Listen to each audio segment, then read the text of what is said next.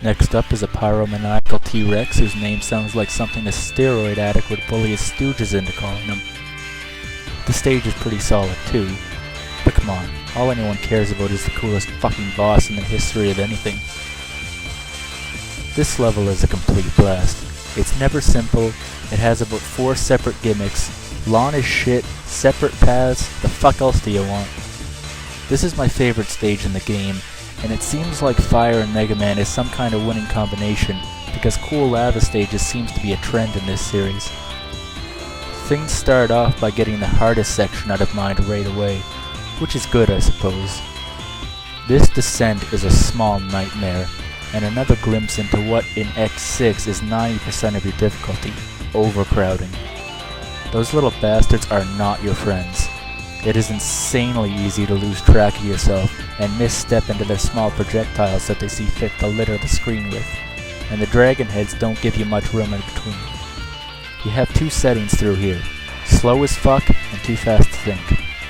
Obviously slow as fuck isn't an option, so instead I'm left with 20 small seconds of gameplay that slaughtered 95% of my attempts at this stage. The lawn fire tunnel is an awesome idea, but it's not very friendly to those of us in a hurry. I might give the illusion of speeding things up, but don't be mistaken, I'm not. Not really. The barricades that force you to wait out another cycle of lava see to that. Through some optimal movement and some devilishly hard jumps over dragonflies at the end of the tunnel, I do save a minuscule amount of time here, but this is basically at the mercy of the developers. It's not done much more efficiently than any other run-of-the-mill trek through this level. Coming up to the last bit of the area is the decision I really need to talk about a little. During X4, I made it a big, flashy point to avoid using the ride armor in Slash Beasts and Storm Owl stages. Well, there are 2 reasons for that. 1, I tested using the ride armor in both those areas, and the difference in speed between rampaging through with them and the paths I'd cooked up with unarmored X were really negligible. We're talking a difference of maybe 2 to 3 seconds. 2, these challenges are about just that, challenge. Those stages become a joke with the ride armors and are completely counterintuitive to the point. In this stage, in X5, the speed difference between taking the ride armor path or going to fight the mini-boss is enormous. The ride armor section composes a small part of the level, and it's actually significantly harder to get through without a hit than the mini-boss is.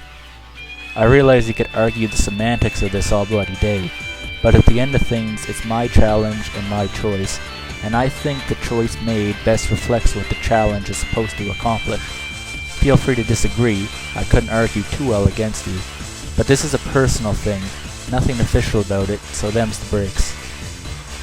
Getting to the battle itself, it's as awesome as the stage, and it reflects another trend in the X series, which is fire bosses who don't fuck around. Flame Mammoth excluded by the fat-ass rule of Mega Man games clearly detailed in earlier videos. Mattrex is a lunatic, and this is an uphill battle. When the second half begins, he usually unleashes his attacks according to certain patterns, but there's no reason he has to. If he feels like rocketing across the stage or ramming towards you from just about any position after just about any attack, there's no reason he won't. Unusual charging is actually the biggest danger in the fight, and the easiest thing to get caught off guard by. His speed and the size of his sprite means you better know where the fuck you have to be if you don't want to get trapped.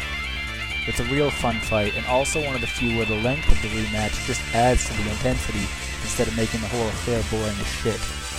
Also, if you don't think that's the best defeat pose of any boss ever in the whole franchise, you have horrible opinions. That concludes the last of the 8 main stages.